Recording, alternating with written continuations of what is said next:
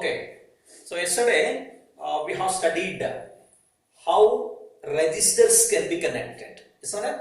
So when resistors are connected in series, equivalent resistance becomes the sum of resistance.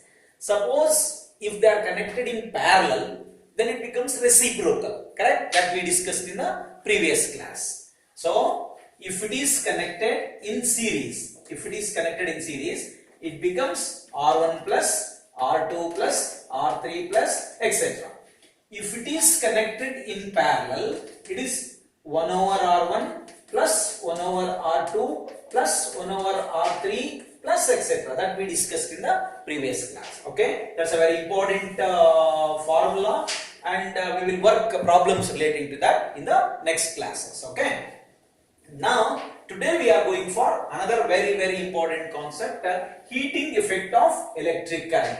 I told in the first class, electricity is the most convenient form of energy because of its effects. Electric energy can be converted into heat energy, light energy, mechanical energy, so like that. Heating effect of electric current means electric energy can be converted into heat energy. The process of converting electric energy to heat energy is called the heating effect. That we have to discuss today. Okay, it's a very important concept, because today's class we have to discuss heating effect and also Joule's law. Okay, what is Joule's law? Okay, how the formula can be derived. So all those things we have to discuss. So that's why I told it's a very important question. Okay, so now imagine we have one cell. You have seen cell. Okay, imagine here is one cell. So this is the positive terminal of the cell and this is the negative terminal of the cell. So then you have taken conducting wire. Okay, you have taken conducting wire and it is connected to the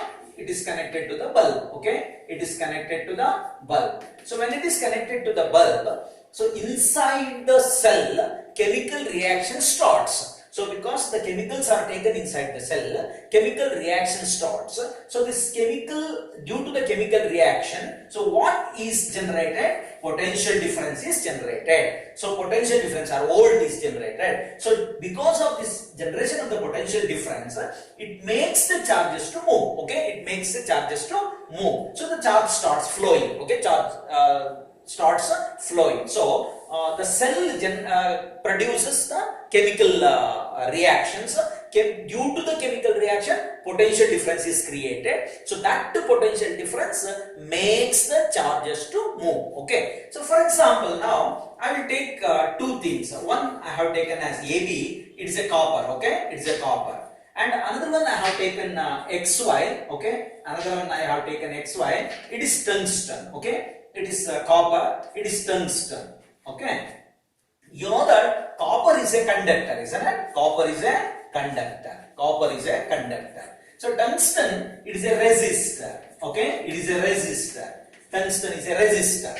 So now, suppose you will pass electric current here. When you pass electric current, means it is connected to the bulb, okay, or accumulator, whatever it is. When the current is passed, electric energy, okay, it passes through the conductor. So then it may be a light energy, it may be a mechanical energy, it depends where you connect it, depends. Okay, suppose you are connected to the tungsten.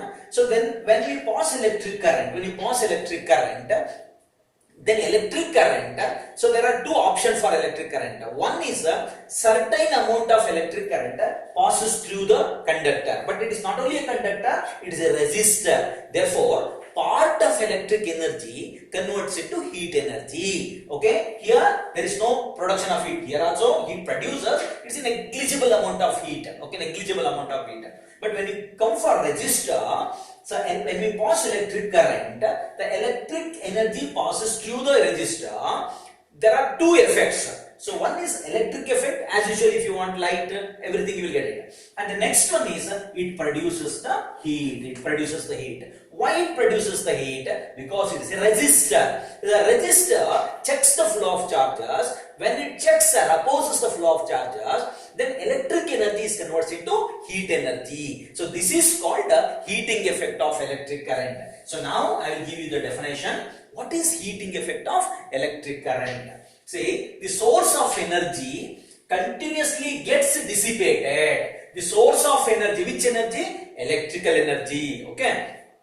The source of energy continuously gets dissipated, utilized, okay, entirely in the form of heat is called the heating effect of electric current. It's a very important definition. Okay, so electric energy can be converted into heat energy. So you can expect the question, what is heating effect of electric current? The source of energy continuously gets dissipated here entirely in the form of heat. It is called heating effect of electric current. So which material causes the heating effect? Resistors. Okay, resistors. Okay, so why not the copper? The copper is a conductor. Copper is a conductor. But copper also produces heat. Silver also produces heat. But hence it is a conductor. Very small amount of electric energy converts into heat energy. But in resistor, the maximum amount of current converts into heat energy. So they are called resistors. So this conversion of electric energy into heat energy is a heating effect. So what are the application? What are the application of heating effect of electric current? See, there are the number of applications are there, the heating effect of electric current. One is electric iron. Okay, electric iron, electric iron, electric stove, electric oven.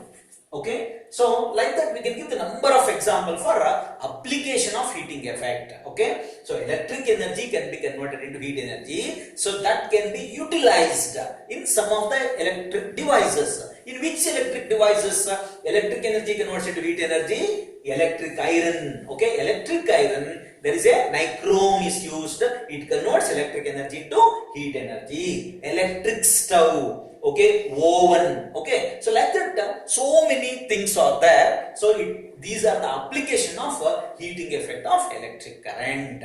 This much you remember. Now I told what is heating effect of electric current and what are the applications. Okay, so now I will go for the next concept. That is the very important one. Okay, very important one. See, we have studied electric current in the previous classes. Okay, electric current we have studied, correct? And potential difference we have studied.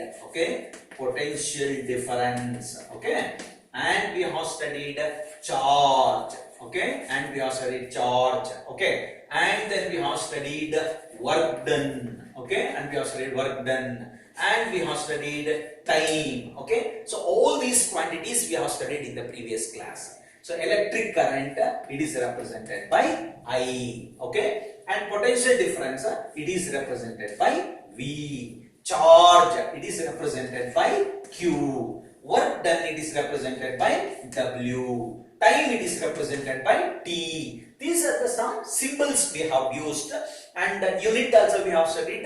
Electric current measured in ampere, potential difference measured in volt, charges measured in coulombs, work done measured in joules, and time measured in seconds. Okay, all those things we have studied. The first I will take now. What is V? Recall that formula. V. What is V? V is equal to W by Q, isn't it? We have studied. Okay, W by Q. 1 joule of work done to move 1 coulomb of charge is 1 volt. Correct? So V is equal to W by Q. I will alter this formula. What is W? W is equal to VQ, correct? W is equal to VQ. Okay, W is equal to VQ. So now you have studied in the lower classes power, isn't it?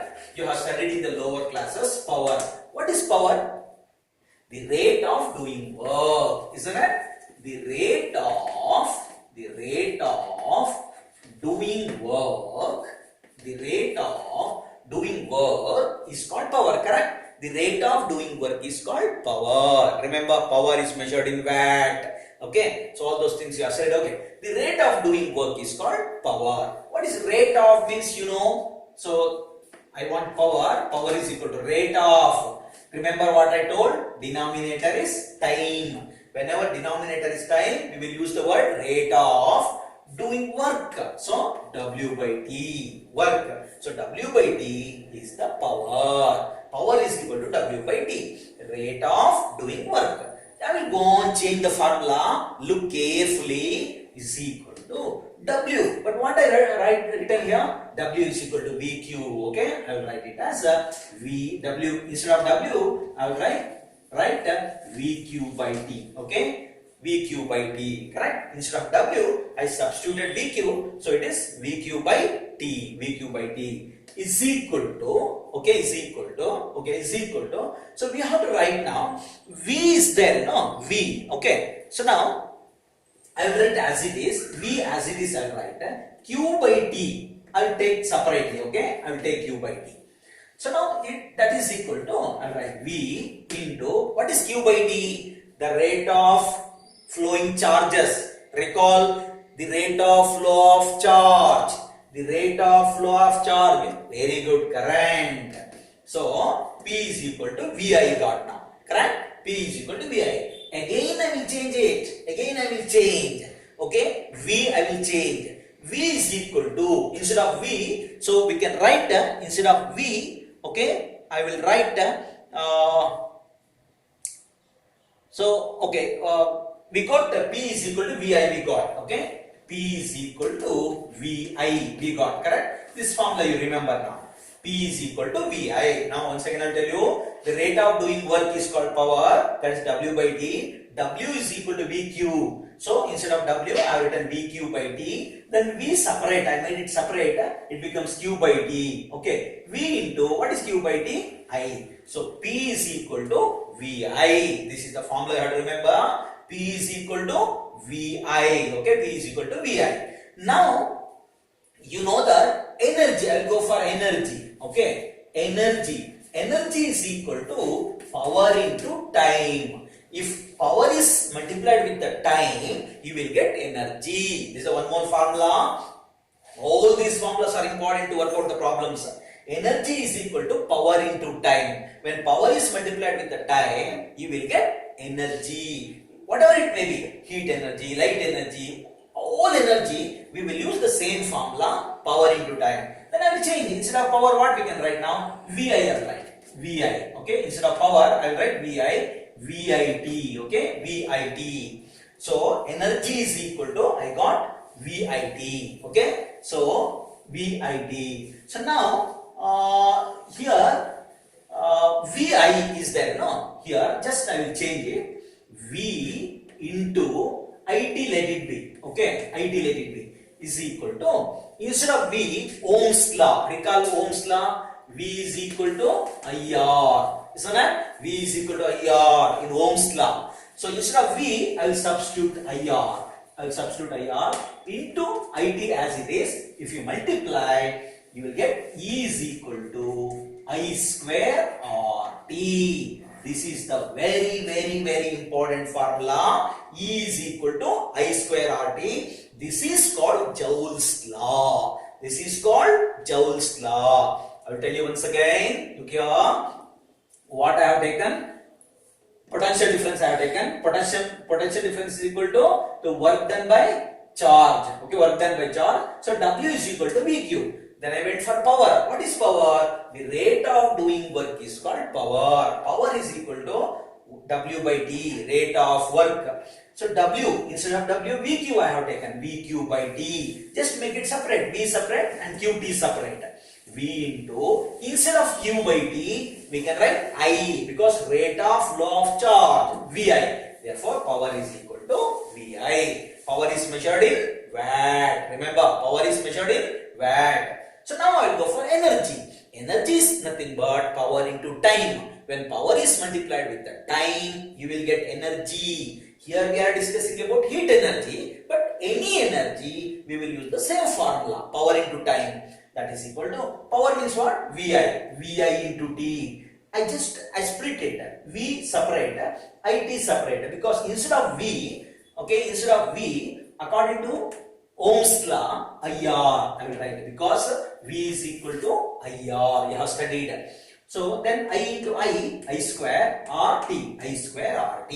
This is called Joule's law. What the Joule's law says? Very important one. According to Joule's law, heat energy is directly proportional to square of the current, directly proportional to resistance, directly proportional to time in which charges flowing in the circuit. Time in which charges flowing in the circuit. So this is very important one. Energy is equal to I square RT. This is the Joule's law. Once again, I will tell you. Question may be asked in the examination. State Joule's law. According to Joule's law, heat energy is directly proportional to square of the current, directly proportional to resistance of the conductor, and directly proportional to time in which current flowing through the circuit or charges flowing in the circuit. This is Joule's law. Two laws we have studied now. Ohm's law, Joule's law. Among these two, one you can expect in the examination. Very, very, very important one. If you remember this formula, you can write the Joule's law. The formula itself says what is Joule's law? E is equal to I square RT. I square RT. Heat energy is directly proportional to square of the current, directly proportional to resistance of the conductor, and directly proportional to time in which charges flowing in the circuit. This is a very important one. All these formula you have to remember, because when we are solving the problems, so directly we cannot substitute. Something you have to extract from this. Therefore, remember this one. V is equal to W by Q, W is equal to VQ, P is equal to W by T, P is equal to VQ by T, P is equal to V into Q by T, P is equal to VI. All those things are very important. You have to practice. You have to write it once or twice or thrice. The whole thing you have to learn it. It helps to solve the problems. This much you remember. So this is about the heating effect of electric current. Heating effect of electric current. And in the next, only one period or hardly 2 periods left for the lesson. And then I will start the problems. So read it and learn and practice. Thank you.